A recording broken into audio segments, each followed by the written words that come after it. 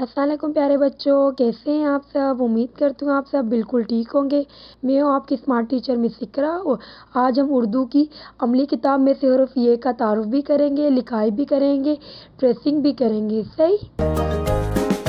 ये से जालाबारी, जालाबारी, ये से टेलीविजन, टेलीविजन, जालाबारी, टेलीविजन। ये हरूफ शुरुआत या दरमियान में ही आता है। जो आज हम नया हुरूफ सीखेंगे, हुरूफ ये। पढ़िए और लिखिए। सबसे पहले हुरूफ ये का तारुफ करेंगे। हुरूफ ये से क्या आती है? याला बारी। हुरूफ ये से याला बारी। अभी हुरूफ ये की लिखाई करेंगे। हुरूफ ये की लिखाई करेंगे। सबसे पहले रे हम बनाएंगे हुरूफ रे।